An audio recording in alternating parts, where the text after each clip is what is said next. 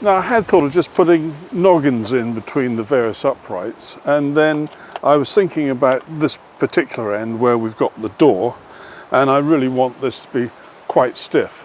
It's a big door, and also you don't want so much play in it that it doesn't quite lock properly every time, you know, the sort of thing. Anyway, so I've set in a panel of the OSB. It's set into this piece of wood here, and there's a similar one at the bottom, and it's glued, and then these are screwed in top and bottom. And that now I have noticed just how stiff the structure has become. So I'm now going to do something similar, not quite as elaborate as this, at the other end and in the middle of the two sides. And that should just stiffen it up enough. And of course, when all the featherboard goes on, that will really stiffen things up. I'm just going to cut this OSB up to help make these stiffening pieces with noggins at each end.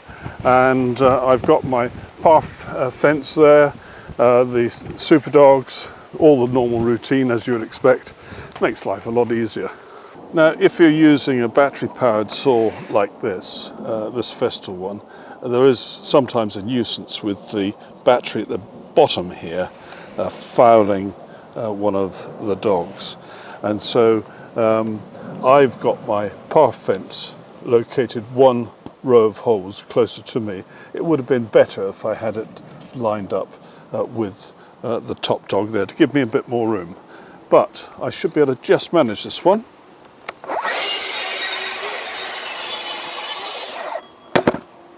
And that's that cut nice and cleanly. Now with these noggins, I'm using glue between the noggin and the OSB. The OSB is quite absorbent. It takes a fair bit of glue to get into the fairly coarse grain of the OSB. So don't be afraid to use plenty.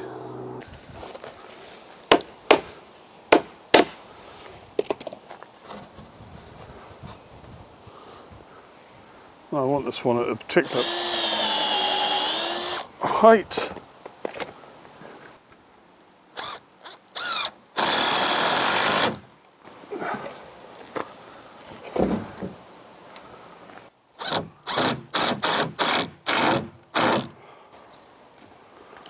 That's good.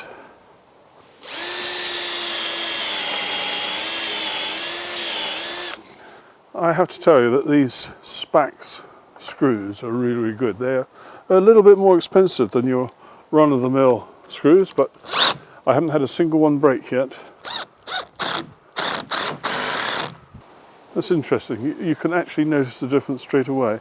There's a little tiny bit of a give in it, but you know, once it's got all of the featherboard on, this will be as stiff as anything. That's good. And someone did ask me why I hadn't used any noggins. Well, the original reason, and I thought I said this in one of the videos, was that I wasn't sure where I was going to put shelves inside. And so I was going to try and make things coordinate with that, because if you've got a noggin at the right height, you can actually rest a shelf on it. That was the idea anyway.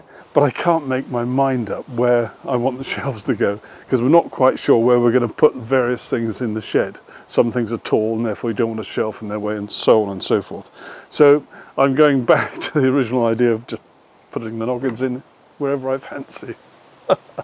Right, I've got the door frame set up here, and I thought, well, before I put it in place, it might be easier to get my hinges set up. My hinges are two varieties because I'm using up leftovers. I've got a pair of cheap and cheerful steel hinges. I say cheap and cheerful, they're very good. They're the anti-theft ones, and they've got all sorts of protection in them. And I've got a pair of brass ones. It's only because I'm using up what I've got. So therefore, what I'm doing is I'm using top and bottom are going to be these steel ones, and the middle pair are these brass looking ones. And they both are different. So I'm having to make provision for that. This is easy enough though, really. And I always number my hinges, even if they're all supposedly exactly the same. I number them because sometimes you do get variations, either in size, which is rare, but more particularly you get variations in the layout of the screw pattern. particularly with brass hinges. Anyway, so let me bring you down to this end. And what I've done is I've just routed out by hand the meat from the middle of where the hinge is going. I'd already scored it with the chisel, so I'm spot on where I'm going. And I'm now just taking the last tiny bit out. Now, sometimes one's got to score it a bit more again, but this is going to come out reasonably well.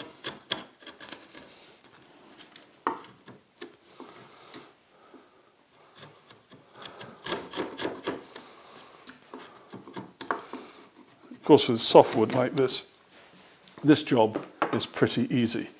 Now, these particular hinges have got a frame side and a door side, and I always mark the hinge number on the frame side, and that'll be here.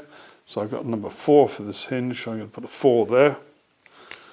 Very optimistic that I've got the size right. Yeah, of course I have. There we go. And these hinges have got the crowbar device in, so I need to give that a little. So I gave that a little tap, and that's made a mark where these anti-theft devices are.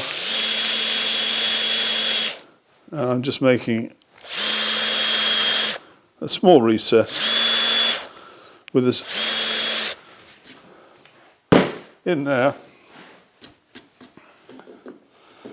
Put that back in and give that another tap, and that's now spot on. So I'm all ready with the door frame. I can go and fit the frame in situ. Now things are moving along quite nicely.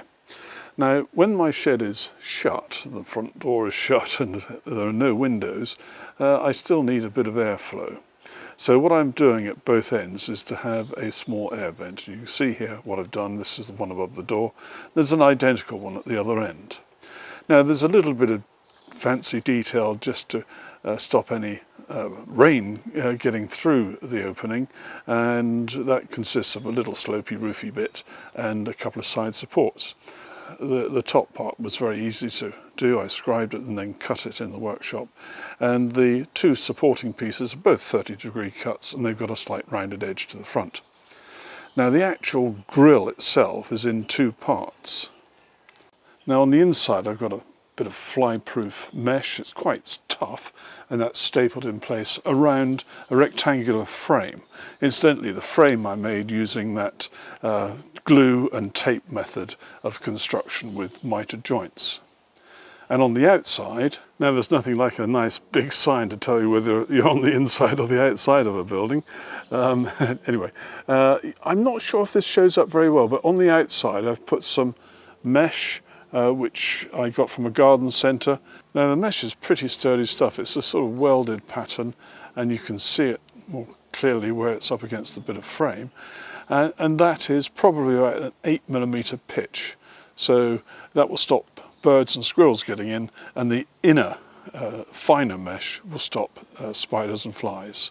Right, a quick roundup of where we are at the moment. Yeah, you can see straight away that I've got all the sarking in place, and you'll note it's in 2 bits, or rather 3 really.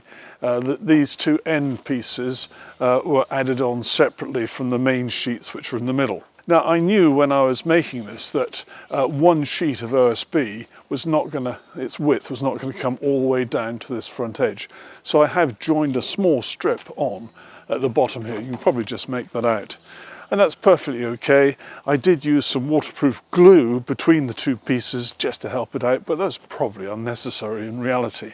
And you can see quite clearly my stiffening pieces, which are at both ends and in the middle at the sides, and really and truly this frame now is pretty solid. And by the time I've got the featherboard on, here's some of it here which I cut yesterday to size for this side here, that featherboard will really stiffen it up, and it'll be a proper job. It's probably not very easy to see, but I've got my armoured cable coming up here, and it's held in place with a number of clips, and I'm ready to do my electrics.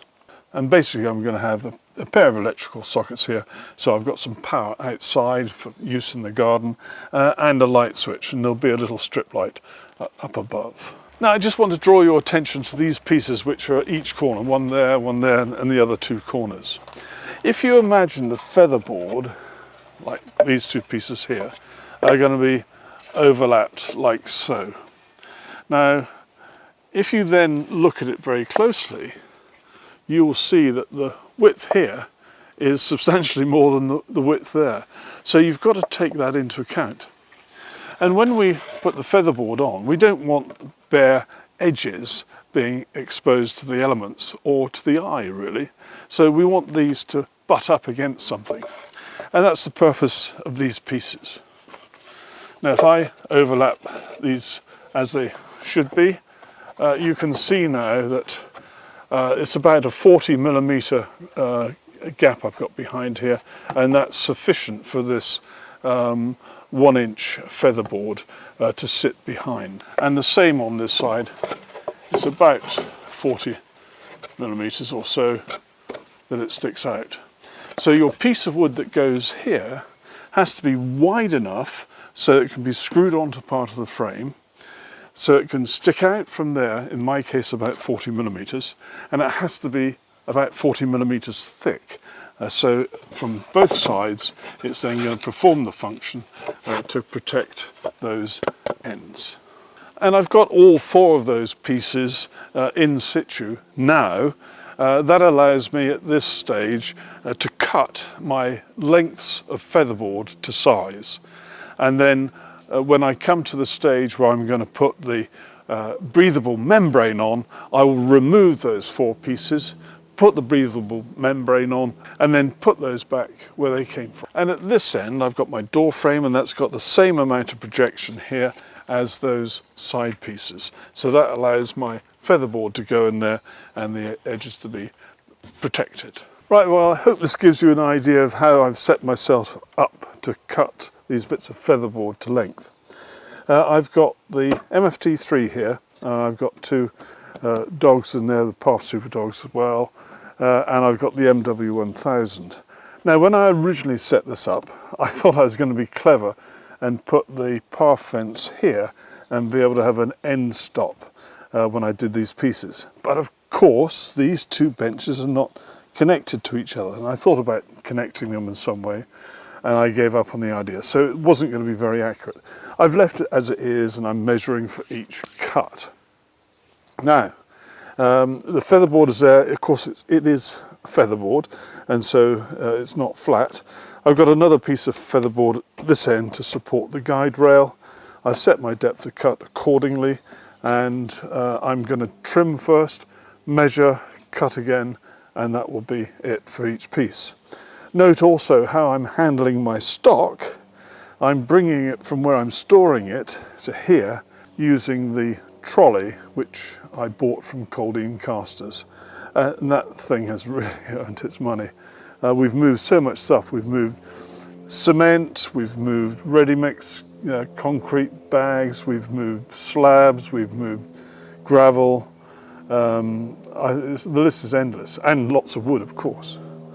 Right, anyway, the key thing to watch when you're doing something like this is, because these bits of wood are so long, you've got to make sure they are actually up against whatever fence or dogs you're using to get the proper registration. And having a cordless saw like this for outside work is absolutely brilliant. It's relatively quiet actually, partly because you don't have that long overrun of the extractor which would be running in the background.